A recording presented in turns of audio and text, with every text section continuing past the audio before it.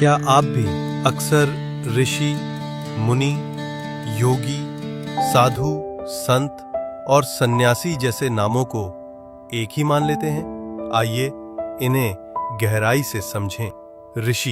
ऋषि वे हैं जिन्होंने गहन तपस्या और ध्यान से ब्रह्मांडीय सत्य और वेदों के मंत्रों को स्वयं देखा था। इसीलिए उन्हें मंत्र दृष्टा कहा गया। उनके शोध और योगदान कई क्षेत्रों में थे, जैसे पतंजलि ऋषि ने योग सूत्र की रचना की, चरक ऋषि ने चरक संहिता और सुश्रुत ऋषि ने सुश्रुत संहिता की रचना की। कणाद ऋषि ने सबसे पहले बताया कि हर वस्तु अत्यंत सूक्ष्म कणों से बनी है, जिन्हें उन्होंने अणु कहा। ऋषियों के ज्ञान और तपस्या के स्तर के आधार पर उन्हें 4 प्रमुख प्रकारों में वर्गीकृत किया गया है। राजर्षि वे राजा जो सांसारिक दायित्वों के बीच रहते हुए भी गहरे आध्यात्मिक ज्ञान और वैराग्य को प्राप्त कर लेते हैं।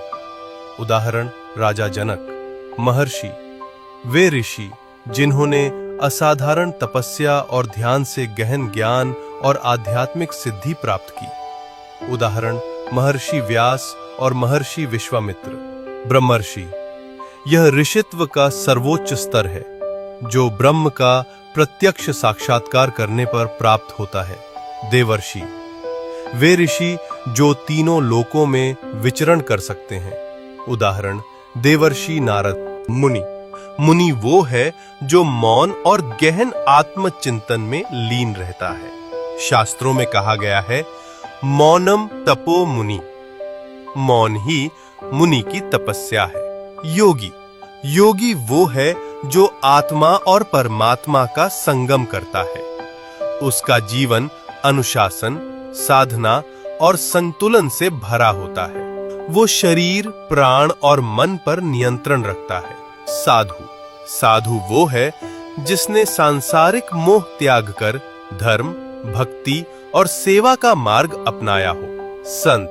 संत वो है जिसने सत्य और ईश्वर का प्रत्यक्ष अनुभव किया हो और उसे प्रेम और भक्ति के रूप में समाज तक पहुंचाया हो।